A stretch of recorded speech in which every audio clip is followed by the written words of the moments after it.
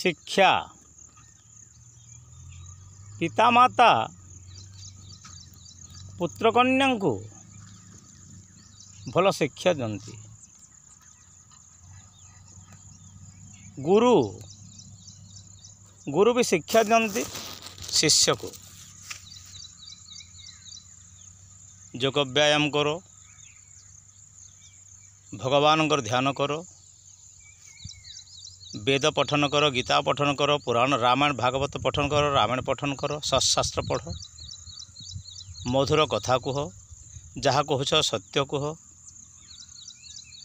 असत् संगति करनी, मादक द्रव्य सेवन करनी, विलास व्यसन सुख स्वच्छंदर दूरे रही ब्रह्मचर्य व्रत को पालन कर,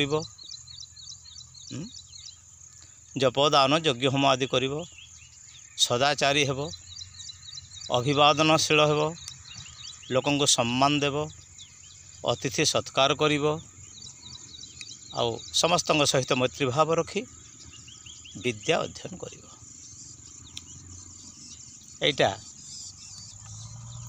गुरु भी शिक्षा दिखती। माँ भी कहती बाबूरे जो पिला माने चोर लक्षण अच्छी, जो माने मादक द्रव्य सेवन करुछंती किंबा कौन सी खराब प्रवृत्ति अच्छी, स्त्री लोड़प अच्छी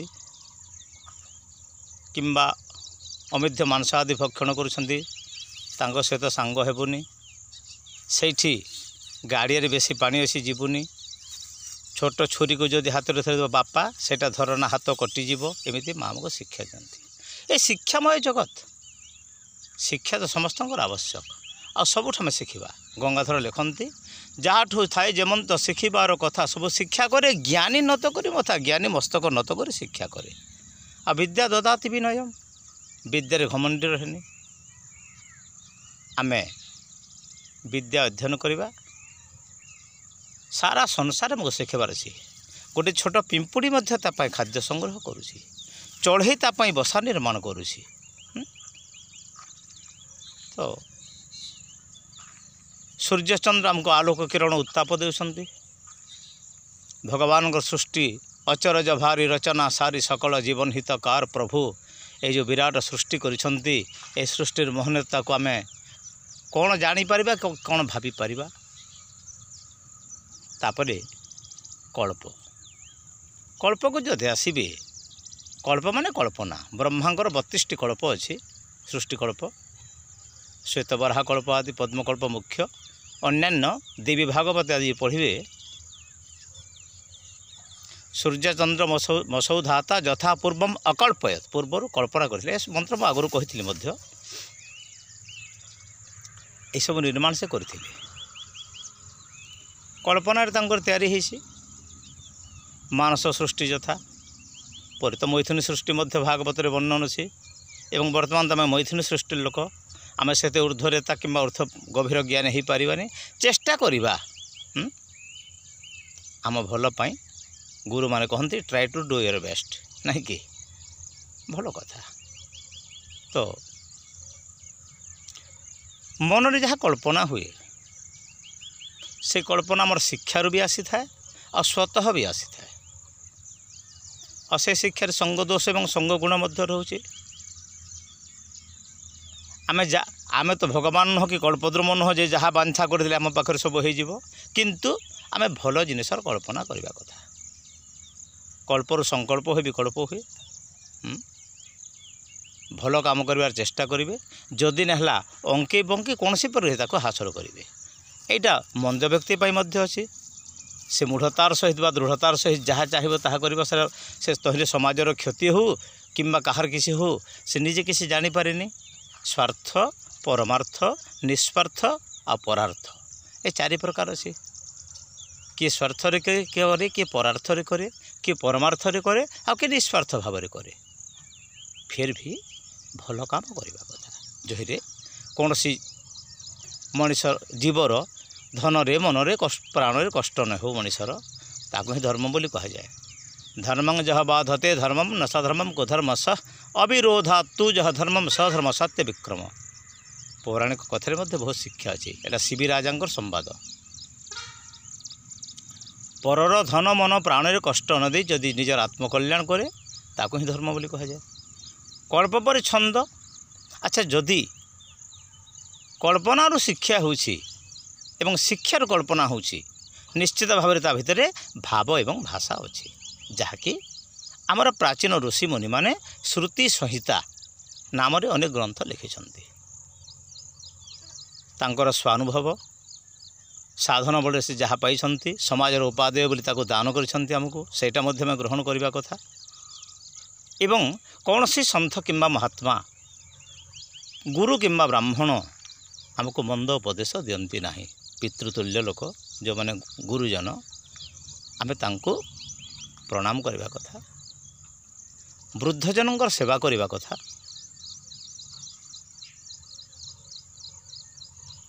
ତହିଁରେ ଆମର ଲାଭ ଅଛି। ଚତ୍ପାର ହତସ୍ୟ ବର୍ଦ୍ଧନ୍ତି ଆୟୁ ପ୍ରଜ୍ଞା ଯଶ ବଳମ୍। ଆୟୁଷ, ଯଶ, ପ୍ରଜ୍ଞା ଏବଂ ବଳ ବୃଦ୍ଧି ହୁଏ। ବେଦମାତା ସରସ୍ୱତୀଙ୍କୁ ମଧ୍ୟ କହନ୍ତି, ସ୍ତୁତି କରନ୍ତି।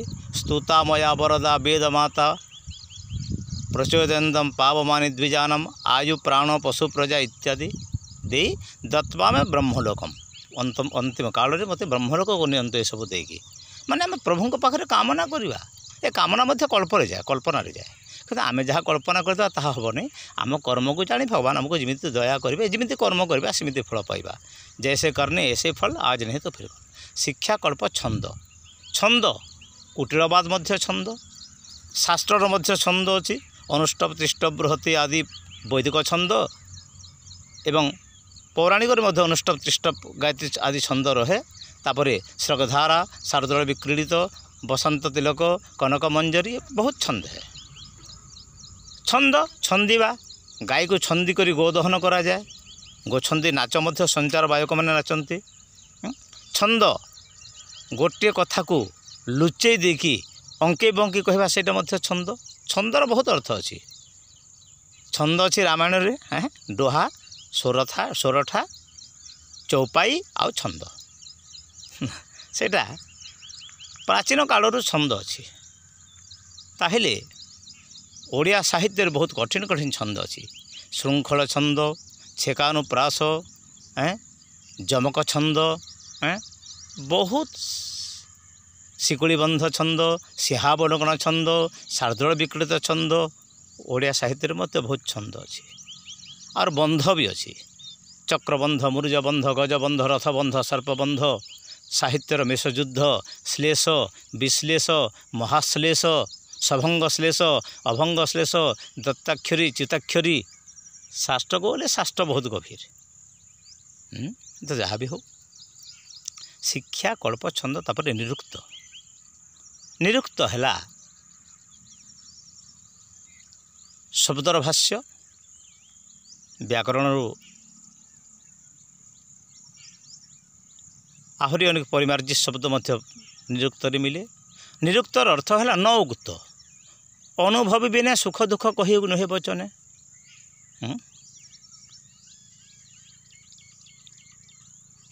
ଅର୍ଥନାଶମ୍ ମନସ୍ତାପମ୍ ଗୃହେ ଦୁଶ୍ଚରିତା ନିଚ ବ୍ୟଞ୍ଜନମ୍ ଚାପମାନମ୍ ଚ ମତିମାନ ପ୍ରକାଶେତ୍।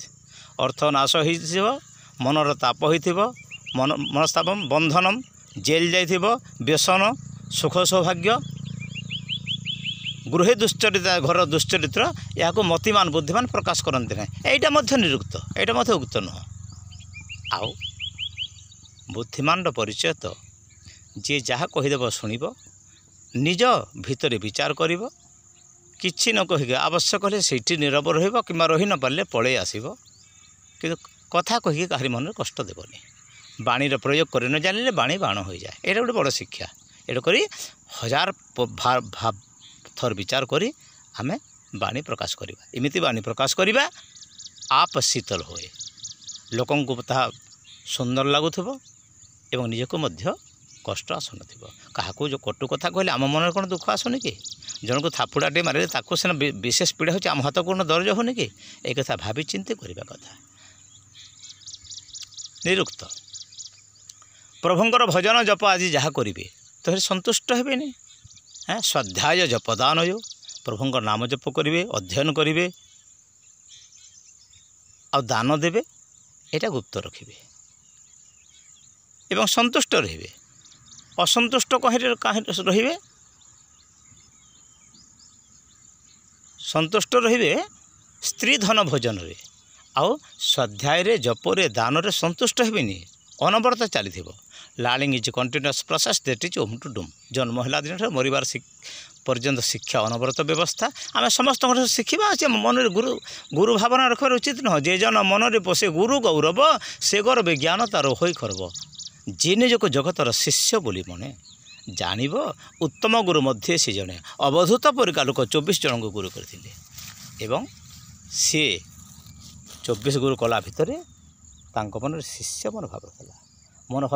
ମନରେ ଶିଷ୍ୟ ପରହିଲେ ଅଭିମାନ ଆସେନି। ତାପରେ ଦେଖନ୍ତୁ, ଶିକ୍ଷାକଳ୍ପ ଛନ୍ଦ ନିର୍ଗତ ନିର୍ଘଣ୍ଟ ଅନେକ ମହାମନୀଷୀ ତିଆରି କରିଛନ୍ତି। କିନ୍ତୁ ମୁଁ ଯେଉଁ ଶିକ୍ଷାକଳ୍ପ ଛନ୍ଦ ନିର୍ଗତ ନିର୍ଘଣ୍ଟ ବାବଦରେ କହୁଛି, ବା ନିର୍ଘଣ୍ଟ ମାନେ ଜ୍ୟୋତିଷ କହୁଛି, ସମୟ ଜ୍ଞାନ ବାବଦରେ, ଏଇଟା ସବୁ ଗୋଟେ ଭିନ୍ନ ସ୍ତରର ଏବଂ ଏଇଟା ସ୍ୱାନୁଭବ। ଶାସ୍ତ୍ର ପଢ଼ିଛୁ, ଗୁରୁଙ୍କ ମୁଖରୁ ଶୁଣିଛୁ, ନିଜ ଜୀବନରେ ଯାହା ଭଜନ ଶ୍ରବଣ ଧ୍ୟାନ ଧାରଣ କରି ପ୍ରଭୁ ଯାହା ଦେଇଛନ୍ତି, କ୍ଷୁଦ୍ର ମସ୍ତିଷ୍କର ବିଚାରଧାରାକୁ ଆମେ ପ୍ରକାଶ କରୁଛୁ। ହଁ, କାହାରି ଗ୍ରହଣୀୟ ହୋଇପାରେ, କାହାରି ଗ୍ରହଣୀୟ ହୋଇନପାରେ। ଆମେ ତ ବ୍ରହ୍ମା ନୁହେଁ ଯେ ଆମେ ଯାହା କହିଦେବୁ ଆମରଟା ବେଦ ହୋଇଯିବ। କିନ୍ତୁ ଯେତେ ଦୂର ପର୍ଯ୍ୟନ୍ତ ଚେଷ୍ଟା କରିବା, ଆମେ ନିଜକୁ ନିଜେ ସୁଧାରିବାର ଚେଷ୍ଟା କରିବା। ଶିକ୍ଷାକଳ୍ପ ଛନ୍ଦ, କଳ୍ପନା ତ ବହୁତ ଦୂର ପର୍ଯ୍ୟନ୍ତ ଯାଏ। ଆକାଶ କୁସୁମ ପରି ଆମେ ଇଚ୍ଛା କରୁ, ଯେଉଁଟା ହେଇ ନପାରିବ ସେଇଟା ମଧ୍ୟ ଇଚ୍ଛା କରୁ। ବାମନ ହୋଇ ଚନ୍ଦ୍ରକୁ ହାତରେ ଧରିବାର ଚେଷ୍ଟା କରୁ, ସେଇଟା କେବେ ବି ସମୀଚୀନ ନୁହଁ କିମ୍ବା ସମ୍ଭବ ନୁହଁ। ଏବେ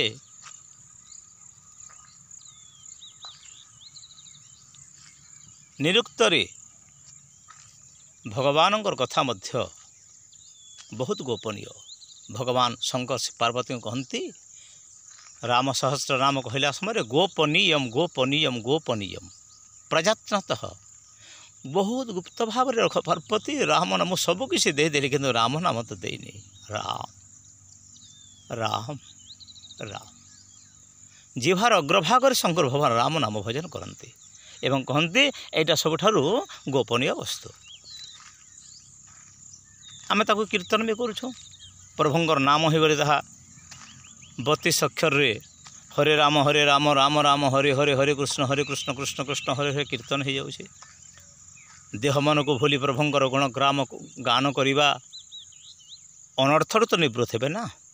ଅନର୍ଥ ନିବୃତ୍ତି ବେକାରୀ କାମରୁ ଭଲରେ ରହିବେ ଯଦି ପ୍ରଭୁଙ୍କର ପୂଜା ପାଠରେ ଫୁଲ ଚନ୍ଦନ ଧୂପ ଦୀପ ଜାଳିକି ପ୍ରଭୁଙ୍କ ପାଖରେ ନୈବେଦ୍ୟ ଅର୍ପଣ କରୁଛନ୍ତି, ପ୍ରଦକ୍ଷିଣ କରୁଛନ୍ତି, ଆରତି କରୁଛନ୍ତି, ସେବା କରୁଛନ୍ତି, ସ୍ତୁତି ପାଠ କରୁଛନ୍ତି।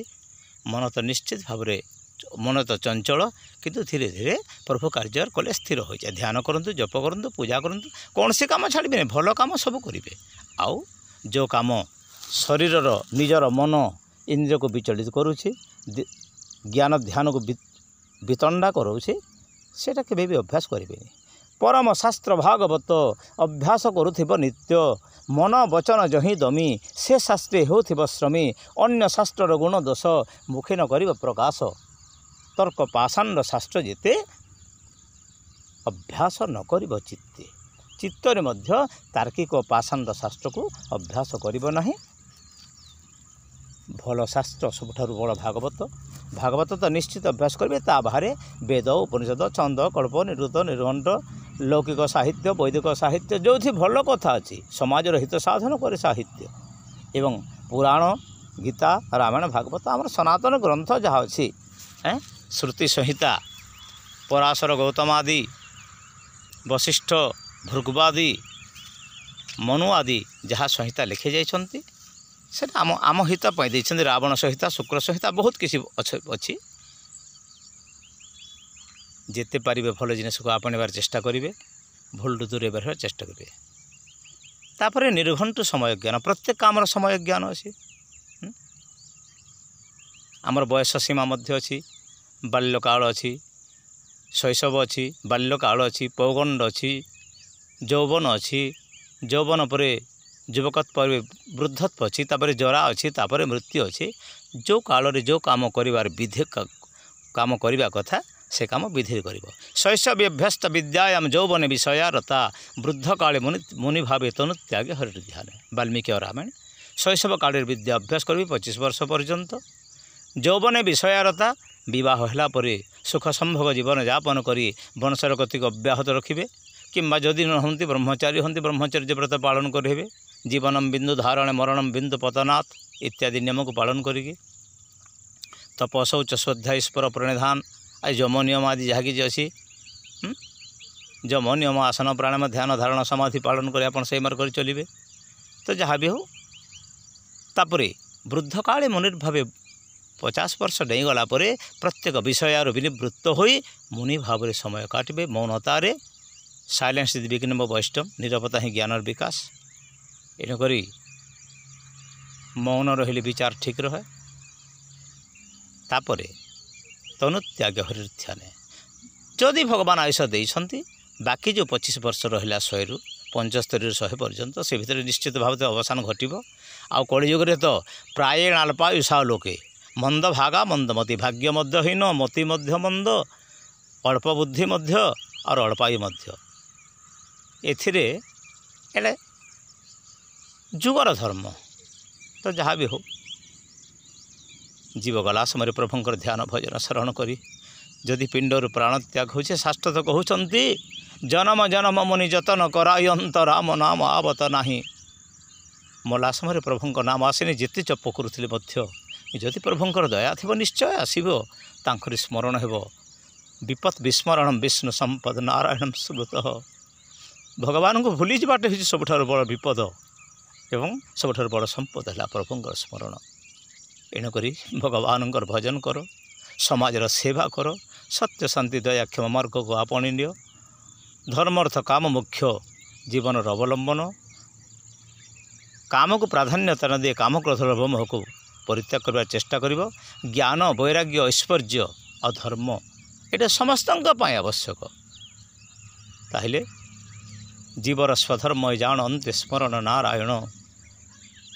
ଯଦି ଗୋବିନ୍ଦେ କରେ ଭାବ ମନୁଷ୍ୟ ଜନ୍ମରେ ଲାଭ ଆତ୍ମାର ସଖା ପଦ୍ମନାଭ ଅନ୍ୟ ଭଜନ କିବା ଲାଭ। ବେଦମନ୍ତ୍ର ମଧ୍ୟ କହନ୍ତି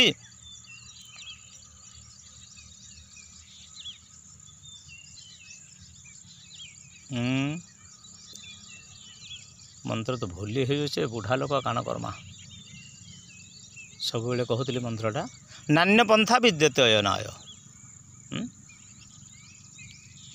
ଆଦିତ୍ୟ ବର୍ଣ୍ଣମ ତମସଃ ପରସ୍ତାତ୍ ମୂଳଟା ନାଇଁ ଆସିବାର ତମେବ ବିଦିତ୍ୱା ଇତି ମୃତ୍ୟୁମେତି। ବେଦାହମେତମ ପୁରୁଷମ ମହାନ୍ତମ ବେଦ ହିଁ ମହାନ ପୁରୁଷଙ୍କୁ ଆବାହନ କରେ। ଆଦିତ୍ୟ ବର୍ଣ୍ଣମ ତମସଃ ପରସ୍ତାତ୍ ସୂର୍ଯ୍ୟବର୍ଣ୍ଣ ଅନ୍ଧାରର ବାହାରେ ରହନ୍ତି। ତମେବ ବିଦିତ୍ୱା ଇତି ମୃତ୍ୟୁମେତି ତାଙ୍କୁ ଜାଣିଲା ପରେ ମୃତ୍ୟୁ ଭୟ ରହେନି। ନାନ୍ୟ ପନ୍ଥା ବିଦ୍ୟତେ ଅୟନାୟ। ବେଦାହମେତମ ପୁରୁଷମ ମହାନ୍ତମ ଆଦିତ୍ୟ ବର୍ଣ୍ଣ ତମସଃ ପରସ୍ତାତ୍ ତମେବ ବିଦିତ୍ୱା ଇତି ମୃତ୍ୟୁମେତି ନାନ୍ୟ ପନ୍ଥା ବିଦ୍ୟତେ ଅୟନାୟ। ଜୀବର ସ୍ୱଧର୍ମ ଏ ଜାଣ ଅନ୍ତେ ସ୍ମରଣ ନାରାୟଣ। ହରି ଓମ୍ ହରି ଓମ୍ ହରି ଓମ୍। ନିର୍ଘଣ୍ଟୁ ସମୟ ଜ୍ଞାନ ଏବଂ ଜ୍ୟୋତିଷ ନିରୁକ୍ତ ନିର୍ଘଣ୍ଟୁ ଏଇଟା ଷଡ଼ଦର୍ଶନ ଗୋଟିଏ ପ୍ରକାର ବିଭାଗ ଯାହା ଆପଣମାନଙ୍କୁ ହିତ ପରିକା ଲାଗିବା ଗ୍ରହଣ କରିବେ। ନହେଲେ ଶିକ୍ଷାକଳ୍ପ ଛନ୍ଦ ନିରୁକ୍ତ ନିର୍ଘଣ୍ଟ ଏହି ଶାସ୍ତ୍ର ପ୍ରଣୀତ ହୋଇଛି ବେଦକୁ ବୁଝିବା ପାଇଁ।